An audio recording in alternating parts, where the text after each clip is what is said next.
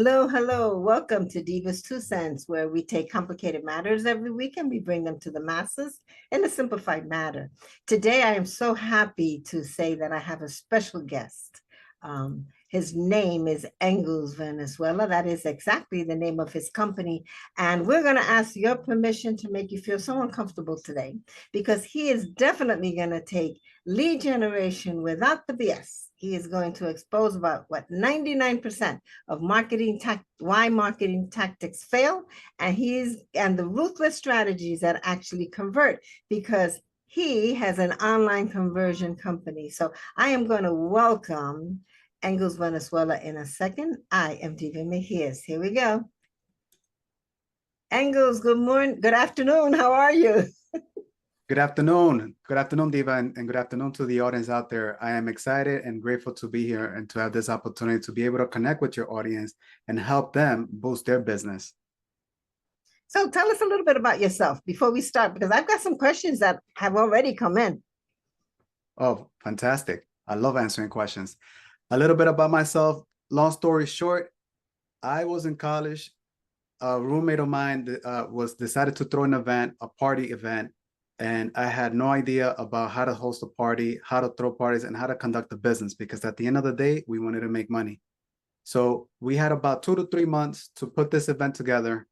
We negotiated, identified the host for houses, broke out the task, and started promoting. This was my very first business experience. By the time it was done, we had a VIP experience where everybody who was in there loved it. The standard general admission, everybody loved it. The music was good, different rooms with different DJs, all amazing reviews. And that's why I had the idea, we did so good, why don't we go for bigger? So we started playing with the big boys. This was in Boston. So we negotiated with a club, decided to do an event at a club. But this time, we didn't do everything we did with the first event. We waited 2 weeks prior to have the promotion happen.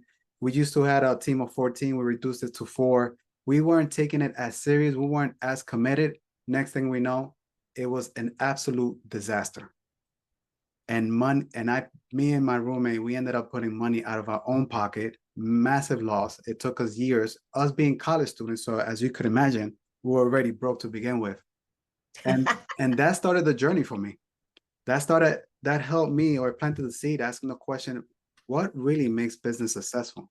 So I started researching and investigating and realized that businesses and startups have a huge failure rate.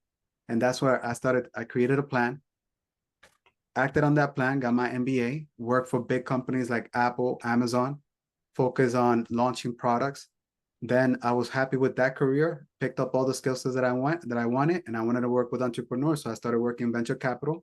And there I tested a lot of the framework that I picked up from the big guys with these startups, tested, and now I got frameworks and strategies that are better tested. And now I'm on my own, helping entrepreneurs directly. Oh my goodness. Great, great. Well, let's get down to some of these questions then, because it's, in the space where we are today, where we're just constantly just viewing something. Either we're on our computers or we're on our phones. We're always watching something, right? So Yeah. if you're an entrepreneur and you're out there and you're not part of that mix, then somebody else is taking your space. So let's find out from Engels, what can we do? So I have a question here that says, how do I consistently attract high quality leads instead of relying on referrals and word of mouth, which are really unpredictable? That's a big question, Diva. But let's go ahead and get started. The simple answer to that is have a system in place, a process, step by step, execute on that on a consistent basis. So I want to talk about Chet Holmes. He was hired by Charlie Munger. I'm not sure if people know who Charlie Munger was. He basically was Warren Buffett's advisor, and it was a multi-billionaire. And Chet Holmes was brought in to double revenue from an ad perspective for a specific company. Essentially, they sold the trade magazines, and Chet Holmes had to sell the ad space. And this is a really powerful story because this story I think is gonna give a good example of what folks, your audience, ought to do in order for them to achieve the same success that he did. So he went about and identified the customer base and realized that only 1% of ad spenders are the ones who basically generate the revenue for a lot of these trade journals. So he came up with the concept of Dream 100. He identified the ideal top 100 customers for that particular business. He came up with that criteria, researched who they were, how much funds they had, and so on and so forth. And with that, once he identified who they were, he created a system, and he kept up with that system. So he did consistent follow-up every once in a while on a cadence, sending them invaluable insights, helping them come up with ideas in terms of how to grow their business, sharing them industry news. So what did that do for him? It helped them become an established authority, because now these people were trained to see him as a go-to person to understand anything industry related. He also created a whole bunch of multiple touch points to reach them. So calls, direct mail, emails, events. So he identified, understanding who these two Dream 100 people were. He identified what events they attend, when they're going to attend, and so on and so forth. So he made sure he was there and was able to connect with them. And he even sent them gifts. And then the third one was, he focused a lot of time on building personal relationships. Many people, many entrepreneurs nowadays, they're really focused on the transaction. Yes, at the end of the day, the transaction puts food on the table. However, it's the relationship that is going to put a meal for you for years to come. So where I'm going with this is Dream 100, or say it differently, know your customer, understand who they are, what are the pain points, what are the desires, what is it that how do they identify themselves? Are they high achievers, standard, risk takers, or not? Because I have worked with so many entrepreneurs, and the consistent area that I see that is a massive gap or an opportunity for entrepreneurs to work on is really understanding who their customer are. So let's talk about financial service, for example. I think some of your audience members are financial services, tax preparers, and so on. So I have worked with some where they said everybody needs to improve their wealth, to have a wealth plan. Like, I guess I agree. What about vehicles? Everybody needs a vehicle. At the end of the day, a vehicle is going to take you from point A to point B. However, there's different types of customers out there. And that's the way to think about it. So if we think about vehicles and we think about high-end customers who want the premium, they want the status, they want exclusivity, these are folks that are looking for a vehicle, a car that is top performing, gives them prestige, has cutting-edge features. It helps maintain their status, their reputation. They don't want to deal with any hassles of cheap solutions. They want to feel successful and respected, and I could go on and on and on. These type of individuals, they want vehicles like Mercedes-Benz, Tesla. Actually, at Tesla, people who go to Tesla, some of them are very environmental focused. So as you could see, by understanding your customer, you can now work on what I call props, which is your promotion. What messaging are you going to use? Your reach, where are you going to find them? The offer, what product makes the most sense for this particular customer? And then the last one, the price point. So if you're dealing with affluent folks, then the prices, you could command a higher price. So dealing with the cars, we talked about these higher achievers who wants exclusivity. What about the families who are busy, who prioritize safety, who prioritize reliability? Think of a mother who identifies herself as a soccer mom. She has kids who go to soccer practice, right? So she has this fear of putting her family at risk. She wants the actual vehicle, whatever it is that she purchased, to last and not to break down. She wants that peace of mind so she could go to bed and rest easily. Because of the pain points and the desires that I just mentioned about this soccer mom, then vehicles that will stand out to her will be Toyota Highlander, the Honda Pilot SUVs, right? The messaging that will work for her to catch her attention: security, ease of use, long-term reliability, trusted by many families, right? So as you could see, once you understand who your ideal customer is, you could start to shape prop. You could start working on that messaging. You could start tailoring an offer that works for them. You could find where they're located, similar to how Chet Holmes did it. And Okay. does that make sense? Yeah, it does. It does. But this leads right into this next question, because the next question is really how can they attract clients who can actually need and afford their services? Because everybody needs a vehicle in your example, right? But Yep. you have some people driving Beamers and others driving, the old Pintos of the world. Yep. So how do we attract the ones that we know who the avatar is, but how do we know who can afford our services? Yeah. So good question. So what I would say is, so to attract them, I think typically a lot of folks, what they try to do is go to ads and they go ahead and put out ads out there as often as possible. And it goes back to the very first bullet point that I was talking about, which is really understand your customer. Once you understand your customer, the ads that were not really targeted are now very targeted. The messaging that was generic and not specified, they're very specific, right? Using the mother example, safety, reliability, built to last. Like that's language that is going to resonate with her. And there's different ways to, and outside of ads, actually, one other point in regards to ads, since I'm on the topic of that, there's also what's called retargeting. So let's say you just spoke with a potential prospect. He didn't decide to move forward. That's okay. You could do retargeting. And retargeting means is you use his email, put it in Facebook ad, for example, and Facebook is going to continue putting ads and ads in front of him, reminding him that you're still around. So that's one way of doing it. So let's talk about organic in terms of attracting customers. Organic is as simple as posting something, whether it's Facebook, Instagram, YouTube.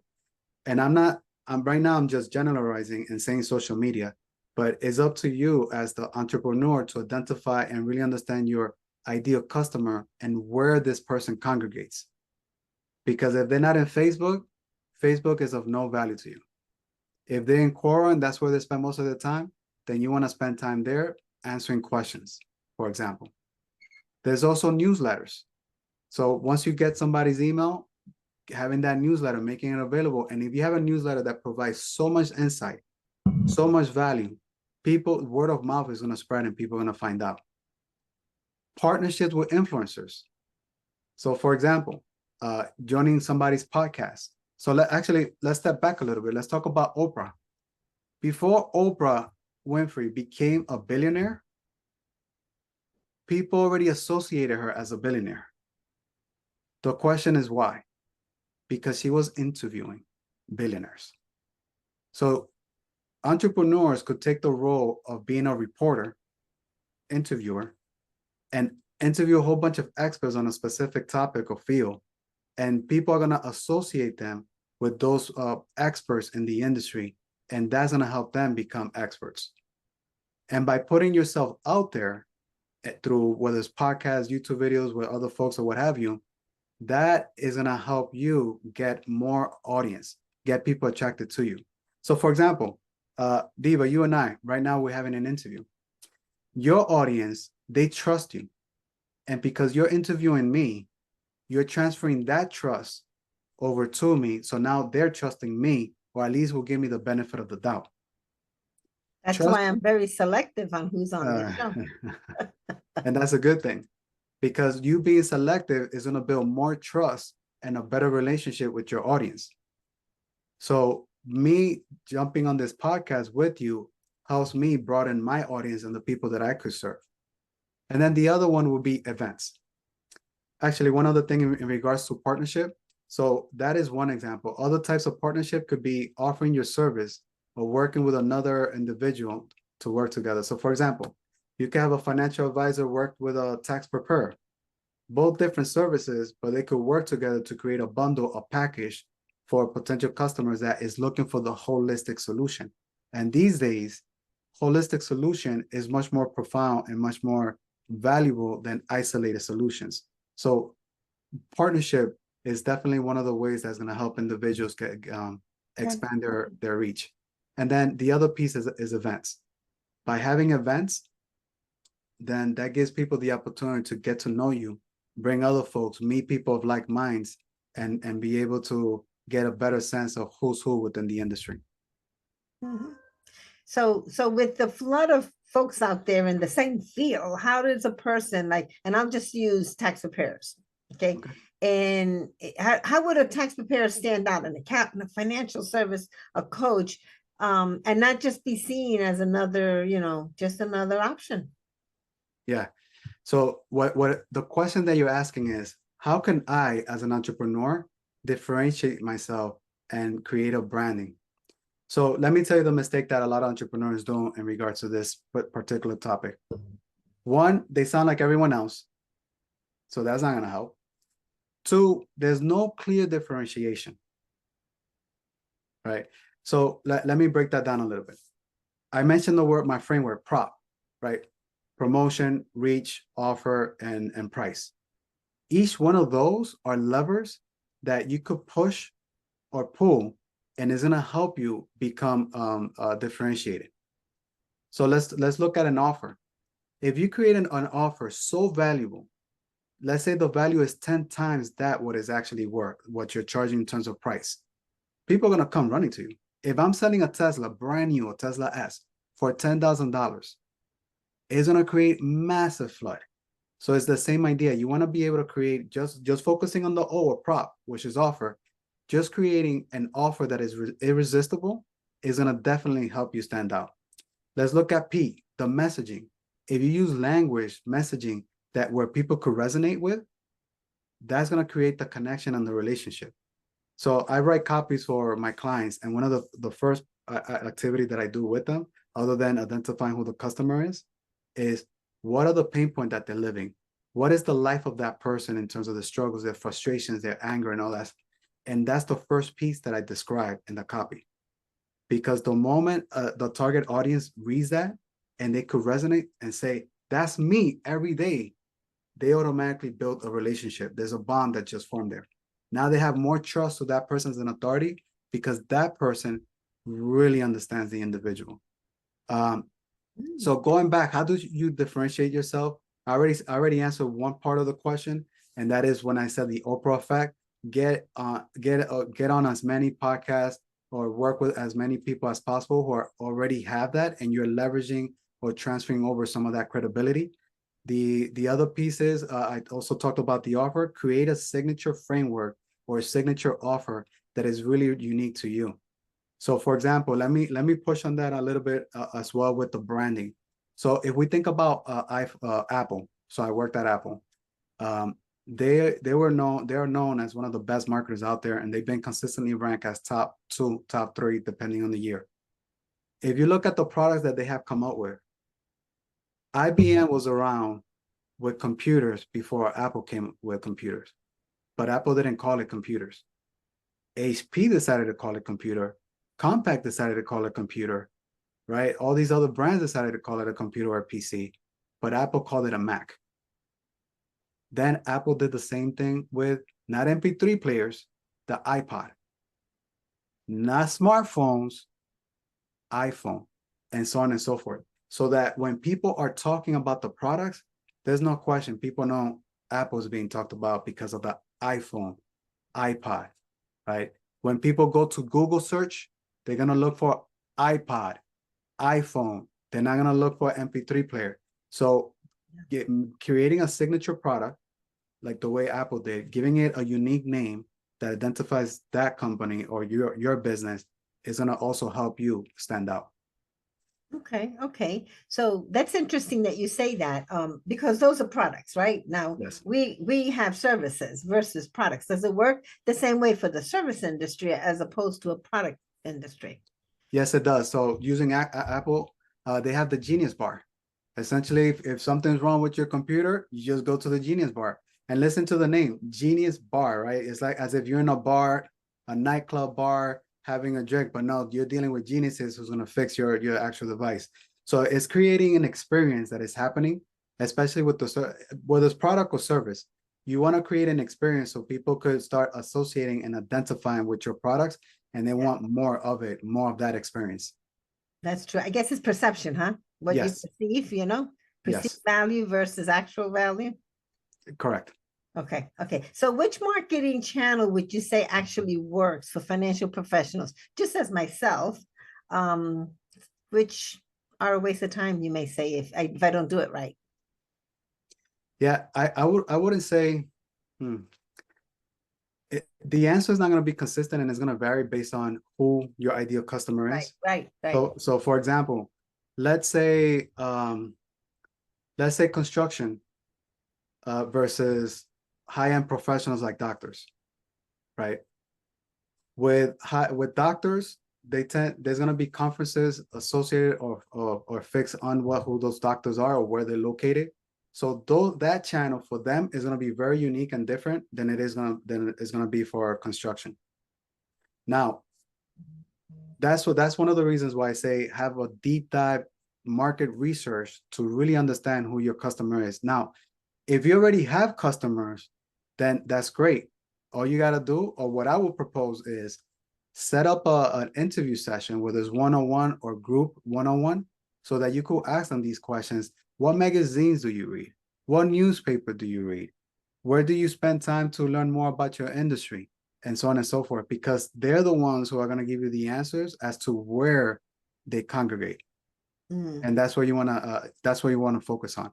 So when I was in the venture capital world, there was 3 pillars that we looked at to make sure that we checked off that was there, or that we knew how to deal with it, and or before we move forward with the process of experimentation and interviewing before we started building a product. One of those was reachability. How easy is it to get a hold of these individuals, right? So if all of your customers your dream customer isn't Facebook, that's fantastic, because now you could do ads, you could do organic posts, live streams, you could do Facebook groups. There's so much that you could do within Facebook, and therefore you'll be able to attract them. If you're dealing with affluent people, generally speaking, they'll be in some type of association where it's paid membership. They're reading the high-end magazines or something to that extent. So that's where they're at, and that's where you want to put an ad or put an article, for example. Direct mail works really well with affluent folks. And I mentioned affluent folks because, generally speaking, affluent folks have the ability to pay for the services that many of your audience have. The question is going to be whether they have the willingness to pay for it, right? And then Okay. that's just a different matter. If they already have someone they trust, they're already taken. But if they're open, then it becomes more of the language and the experience that is being created. Yeah. So being that you're saying that they're willing to pay, how would I structure my pricing pack and packages to make sure that the lead generation is more profitable instead of just chasing more clients?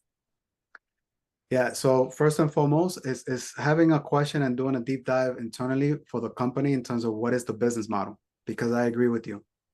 You want to be able to put all your costs. What is your fixed cost versus your variable cost? Some people may not know what that means. A fixed cost, think of it as Netflix, right? Every month they charge you. I'm not sure what the going rate is, but let's just say $8.99. Regardless of whether you watch one movie or you watch 10 movies, Netflix is still gonna charge you $8.99. That's fixed cost. It means it doesn't change. Now, in a Facebook ad, that's variable cost, because depending on how many impressions or how many people see it, how many people click on it, you're being charged for each of those clicks or for each of those impressions. So the price changes, the cost changes. So the first and foremost is really understanding what is your business model, the economics of your business model. Once you understand what's your potential cost, then that gives you an idea, at least as a starting point, what your price should be. Because like you said, you want to be able to make a profit. Now, the biggest challenge that I see a lot of folks having is having a lot of, they call it freeloaders, and they consume an hour of their time on the call, and it's like, how could I stop this? So part of it is messaging. I'm going to go back to my 4 levers. Prop, right? For promotion, messaging. Mhm. The messaging, I could say, here is a free consultation for a $99 tax service. Or I could say, strategy consultation for high income entrepreneurs, exclusive tips on high-end advanced tax strategies. The messaging one versus the other is very different, and it's going to attract different people. That's one way to do it. The other way to do it, a second one that I actually done with some clients of mine, is pre-qualify them. So sometimes folks will put a website with a link to Calendly or something where they could book a meeting. I would say before you even do that, ask them a few questions. How much revenue or income do they make? Could they afford to use your service? Mhm. How urgent is the problem?